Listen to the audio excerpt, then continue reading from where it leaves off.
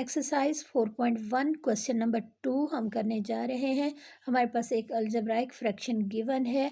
इस फ्रैक्शन का जो न्यूमरेटर है उसमें हमारे पास value 9x² minus 9x plus 6 given है।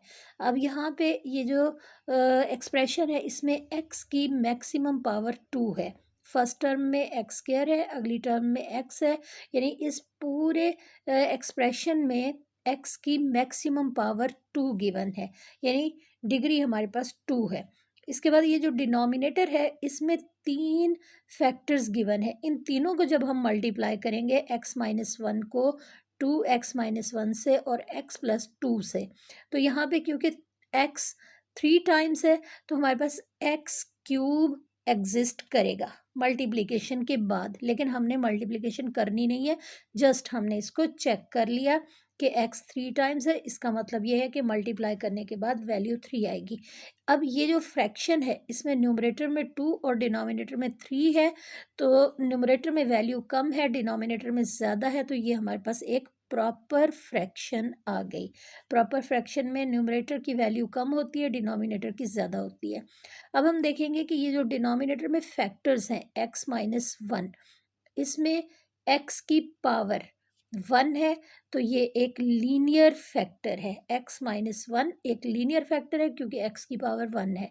2x-1 ये भी लीनियर फैक्टर है क्योंकि इसमें x की पावर 1 है, और थर्ड फैक्टर x + 2 इसमें भी x की पावर 1 है। तो ये तीनों फैक्टर्स लीनियर फैक्टर गिवन है, यानी x-1, 2x-1 और x + 2 ये तीनों फैक्टर्स लीनियर है और एक दूसरे से डिफरेंट है। इनमें कोई भी फैक्टर जो है वो सेम नहीं है, तो ये डिफरेंट फैक्टर्स हैं। तो इसका मतलब ये है कि ये नॉन रिपीटेड है। तो ये जो हमारे सामने फ्रैक्शन दी गई है ये केस 1, ये टाइप 1 से रिलेटेड है। इसमें फैक्टर्स लीनियर है और नॉन रिपीटेड है, यानी डिफरेंट फैक्टर्स हैं।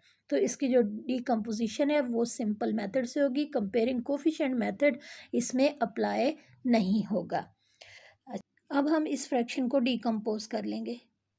इस फ्रैक्शन में हमारे पास तीनों फैक्टर्स लीनियर गिवन है, इसलिए हम लिखेंगे a/, first factor plus b/, second plus c/, third factor, और इसको हम इक्वेशन a कंसिडर कर लेंगे, और ये जो a, b और c है इसकी वैल्यू फाइंड करेंगे।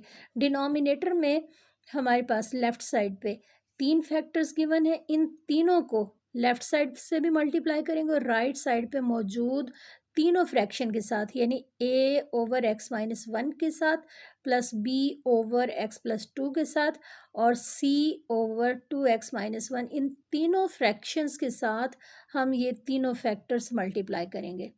अब ये जो लास्ट वैल्यू है इसके साथ जब हम मल्टीप्लाई करेंगे तो डिनोमिनेटर में 2x-1 है, उधर हमारे पास 2x-1 मौजूद है। तीनों फैक्टर्स जो है ये डिफरेंट थे, 2x-1 हमने कैंसिल किया। अब हमारे पास x-1 इंटू x + 2 ये फैक्टर यहाँ पे c के साथ आएगा। b के साथ डिनोमिनेटर न्यूमरेटर में सेम फैक्टर कैंसिल हो गए और जो दो डिफरेंट फैक्टर्स हैं वो b के साथ मल्टीप्लाई हो जाएंगे। सेम यही प्रोसेस हमने a वाली टर्म के साथ भी करना है। a के डिनोमिनेटर में न्यूमरेटर में जो सेम फैक्टर्स हैं वो कैंसिल हो गए और डिफरेंट फैक्टर्स a के साथ मल्टीप्लाई हो जाएंगे। अब लेफ़्ट साइड पे ये तीनों फैक्टर्स कैंसिल होंगे। डिनोमिनेटर में सेम फैक्टर सेम के साथ न्यूमरेटर में मौजूद फैक्टर के साथ कैंसिल होगा। इस तरह ये 3 फैक्टर्स आपस में कैंसिल हो जाएंगे और हमारे पास 9x² माइनस 9x प्लस 6 ये वैल्यू हमारे पास लेफ़्ट साइड पे रह जाएगी, और राइट साइड पे a के साथ 2 फैक्टर, b के साथ 2 फैक्टर और c के साथ 2 फैक्टर्स प्रोडक्ट फॉर्म में रह जाएंगे। इसको क्लैरिफाई करके हम इक्वेशन 1 कंसिडर कर लेंगे और इसी में से हम रिमेनिंग वैल्यूज़ यानी a, b और c की वैल्यू हम इसमें से फाइंड आउट करेंगे। अब हम x-1 इसको 0 के बराबर सपोज करेंगे, x + 2 को भी 0 के बराबर रखेंगे, और इसके बाद हमारे पास है 2x - 1 इसको भी हम ज़ीरो के बराबर रख के यहाँ से x की वैल्यू निकालेंगे और उस वैल्यू को हमने बारी बारी पुट करना है। इसको अब हम क्वेश्चन में बिल्कुल क्लियरली हम इसको यूज़ करेंगे। अब हमने यहाँ पे लेट कर लिया, सपोज कर लिया कि x minus one equal zero. One जब दूसरी साइड पे जाएगा तो x की वैल्यू वन आ जाएगी और ये वैल्यू हम इक्वेशन वन में पुट कर देंगे। इक्वेशन वन में जहाँ जहाँ x होगा वहाँ पे हम इसकी वैल्यू यानी x की वैल्यू वन पुट कर देंगे और यहाँ से हमारे पास जो एक अननोन है a b या c उसकी वैल्यू आ जाएगी। अब हम x को रिप्लेस कर रहे हैं वन के साथ, लेफ्ट साइड पे भी और राइट साइड पे भी। राइट साइड पे हमारे पास a के साथ x प्लस टू है और 2x माइनस वन है, यहाँ पे हमने x की जगह पे वन लिख दिया। अब ये जो b है इसके साथ है x माइनस वन, हम लिखेंगे वन माइनस वन और 2x माइनस वन है, यहाँ पे भी x की जगह पे वन आ गया और इसी तरह c के साथ भी हमने जहाँ जहाँ x था वहाँ पे हमने वन लिख दिया। अब हमें ये नज़र आ रहा है कि c के साथ है वन माइनस वन, जब वन माइनस वन सॉल्व करेंगे ज़ीरो आएगा और पूरी टर्म ज़ीरो हो जाएगी। b के साथ भी मल्टीप्लाई हो रहा है वन माइनस वन यानी ज़ीरो, तो ये पूरी टर्म ज़ीरो होगी। जस्ट हमें यहाँ से a की वैल्यू मिलेगी, a के साथ वन प्लस टू ये ऐड हो जाएगा, थ्री आएगा, टू माइनस वन ये वैल्यू वन आ गई और थ्री और वन जब मल्टीप्लाई होंगे तो हमारे पास a के साथ वैल्यू मल्टीप्लाई होके थ्री आ जाएगी। और दूसरी साइड पे वन को स्केयर लेंगे वन, नाइन के साथ मल्टीप्लाई करेंगे नाइन आ गया, फिर अगली टर्म में हमने नाइन को वन के साथ मल्टीप्लाई किया और प्लस आगे सिक्स लिख दिया हमने।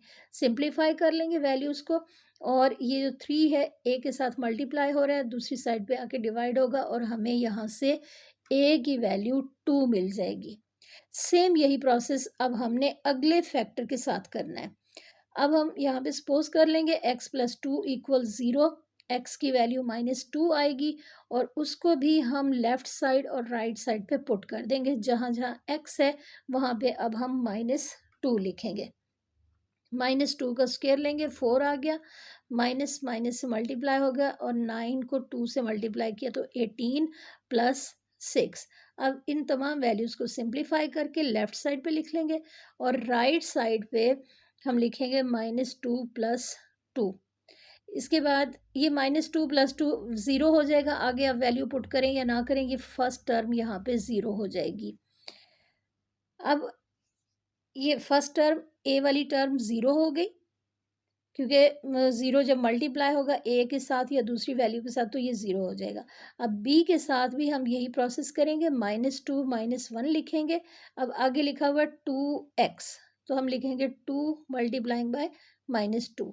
सिंप्लीफाई कर लेंगे वैल्यूज़ को, सी के साथ टू माइनस वन और माइनस टू प्लस टू। अब ये minus two plus two zero होगा जिसकी वजह से ये टर्म यानी सी वाली टर्म भी यहाँ पे ज़ीरो हो जाएगी। तो ये ए वाली टर्म भी ज़ीरो हो गई और सी वाली टर्म भी ज़ीरो हो गई। यहाँ से हमें बी की वैल्यू मिल सकती है। अब हम बी के साथ माइनस टू माइनस वन इसको ऐड करके लिखेंगे तो माइनस थ्री आ गया। अब टू माइनस टू से मल्टीप्लाई हुआ माइनस फोर माइनस वन, तो अब ये वैल्यू हमारे पास बन गई b multiplying by minus three into minus five. अब इसको सिंप्लीफाई कर लेंगे, माइनस माइनस से मल्टीप्लाई हो गया 15 आ गया, 9 को 4 से मल्टीप्लाई करेंगे 36 प्लस 18 प्लस 6। ये तीनों रकमें जब जमा होंगी प्लस होंगी तो हमारे पास आंसर आ जाएगा 60। अब 15 जो कि b के साथ मल्टीप्लाई हो रहा है इसको जब लेफ़्ट साइड पे लाएंगे 60 को ये डिवाइड करेगा और b की वैल्यू अब हमारे पास यहाँ से आ जाएगी। जब हम 60 को 15 के साथ कैंसिल करेंगे तो हमारे पास b की वैल्यू आ जाएगी 4। अब a और b की वैल्यूज़ हम फाइंड कर चुके हैं, अब हमने जस्ट c की वैल्यू फाइंड करनी है। अब हम उसी मेथड को फॉलो करते हुए 2x माइनस वन इसको ज़ीरो के बराबर रखेंगे, वन को दूसरी साइड पे ले जाएंगे और 2x इक्वल आ जाएगा वन के और टू दूसरी साइड पे जाके डिवाइड होगा तो हमारे पास x की वैल्यू आ जाएगी 1/2। पिछली जो टर्म्स थी उनमें x की वैल्यू हमारे पास एक इंटीजर था, अब वैल्यू बटा की फॉर्म में आ गई, फ्रैक्शन फॉर्म में। बहुत एहतियात से अब हमने वैल्यू पुट करनी है क्योंकि मिस्टेक के चांसेस हो सकते हैं।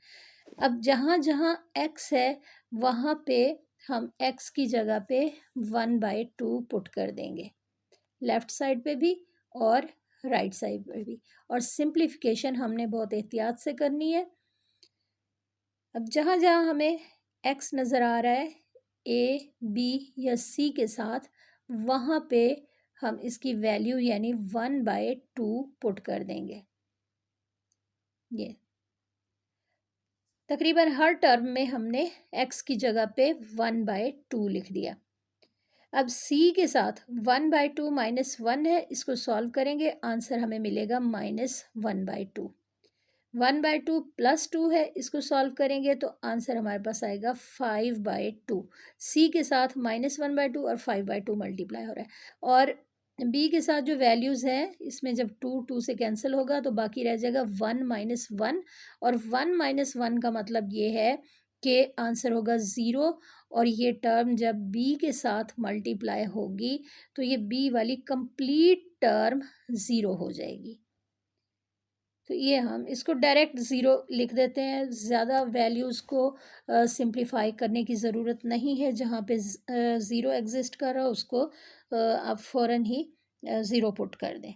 अब सेम यही प्रोसेस यहाँ पे भी होगा a के साथ, और a के साथ भी 1 - 1 आ गया, यानी कि एक वैल्यू हमारे पास 0 आ गई, और 0 को जब मल्टीप्लाई करेंगे तो ये वाली पहली टर्म जो है ये भी 0 हो जाएगी। तो अब पहली और दूसरी दोनों रकमें 0 आ गई।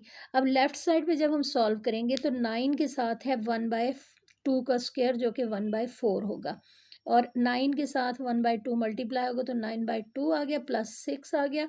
अब यहाँ पे एक वैल्यू 0, दूसरी वैल्यू हमारे पास 0 आ गई, और जो तीसरी वैल्यू है इसमें c के साथ -1/2 और 5/2 है, इसको जब सॉल्व करेंगे तो ये वैल्यू हमारे पास आ जाएगी -5/4। तो ये आगे चल के हम सिंप्लीफाई कर लेंगे। अब c के साथ वैल्यू 5 को 1 के साथ मल्टीप्लाई करेंगे, इसी तरह ब्रैकेट में हम लिखेंगे ताकि यहाँ पे साइन का कोई प्रॉब्लम ना आए या कोई मिस्टेक ना हो, तो ब्रैकेट में ही हम इसको सॉल्व कर लेंगे। 5 को -1 से मल्टीप्लाई किया -5 आ गया, और 2 को 2 से मल्टीप्लाई किया तो 4 आ गया। अब लेफ़्ट साइड पे हमारे पास वैल्यू है 9/4 -9/2 +6, इसके डिनोमिनेटर में 1 कंसिडर कर लेते हैं, और अब हम इसका एलसीएम लेंगे।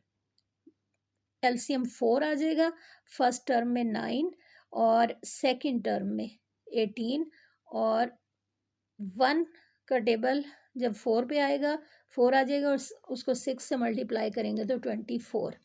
ये हमने सिंपल मेथड से एलसीएम ले लिया। अब हमारे पास यहाँ पे सिंप्लीफिकेशन के बाद 24 और 9 को प्लस करेंगे और 18 को माइनस कर लेंगे तो आंसर होगा 15/4, और c के साथ है -5/4। अब इन टर्म्स को हमने सिंप्लीफाई करना है, 4 यहाँ पे डिवाइड कर रहे हैं, दूसरी साइड पे जाएगा तो ये मल्टीप्लाई हो जाएगा, 15/4 मल्टीप्लाइंग बाय 4, c और c के साथ अब -5 रह जाएगा जो कि मल्टीप्लाई हो रहा है। अब हम 4 को 4 के साथ कैंसिल कर देंगे क्योंकि न्यूमरेटर में 4 है, डिनोमिनेटर में 4 है। अब यहाँ पे 15 आ गया, और c के साथ जो -5 मल्टीप्लाई हो रहा है इसको जब हम दूसरी साइड पे ले जाएंगे ये डिवाइड होगा तो ये 15/-5 ये वैल्यू हमारे पास आ जाएगी, और 5 को जब 15 के साथ हम कैंसिल करेंगे तो हमारे पास आंसर होगा 3, और डिनोमिनेटर में माइनस है तो इसको हम -1 कंसिडर करेंगे, और ये वैल्यू हमारे पास आ जाएगी -3। तो यहाँ से हमारे पास c की वैल्यू आ गई -3। 3 वैल्यूज़ थी a, b और c, और तीनों वैल्यूज़ हमने फाइंड कर लिया। अब ये वैल्यू हम पुट करेंगे इक्वेशन a में, जो हमने स्टार्ट में डीकम्पोजिशन की थी उस इक्वेशन में अब हम ये वैल्यूज़ पुट करेंगे इक्वेशन ए को, या फिर डिकम्पोजिशन का जो फर्स्ट स्टेप था उसको हम यहाँ पे लिख लेंगे। डिकम्पोजिशन हमने की थी A over x minus one plus B over x plus two plus C over two x minus one. ये हमारे पास इक्वेशन ए है, डिकम्पोजिशन हमने की थी। और ये फ्रैक्शन हमें गिवन थी 9x² minus 9x plus 6 over x minus one into x plus two into 2x minus one. ये हमारे पास फ्रैक्शन थी जिसको हमने डिकम्पोज किया था, और इसमें अननोन वैल्यूज़ a, b और c हैं। इनकी वैल्यूज़ हमने फाइंड कर ली हैं और वो वैल्यूज़ अब हम यहाँ पे पुट करेंगे। a की वैल्यू आई थी 2 और b की वैल्यू हमने फाइंड आउट की है, b की वैल्यू हमने फाइंड की है 4 ओवर ये जो डिनोमिनेटर है ये अपनी जगह पे इसी तरह आ जाएगा। सी की वैल्यू हमने फाइंड की है -3, 2x माइनस वन, ये डिनोमिनेटर में आ जाएगा। अब ये जो न्यूमरेटर में -3 लिखा हुआ है इसका माइनस बाहर प्लस के साथ मल्टीप्लाई हो जाएगा। ये माइनस साइन, इसको हम जब प्लस से मल्टीप्लाई करेंगे तो यहाँ पे माइनस साइन आ जाएगा। -3 ओवर 2x माइनस वन। ये थोड़ी सी सिंप्लीफिकेशन हमने एंड पे कर ली। अब हमारे पास ये जो बाकी दो फ्रैक्शंस है 4 ओवर x प्लस टू, ये अपनी जगह पे इसी तरह मौजूद है, और 2 ओवर x माइनस वन ये भी अपनी जगह पे मौजूद है। यानी हमने गिवन फ्रैक्शन को डीकम्पोज करके उसको 3 फ्रैक्शंस में लिख लिया।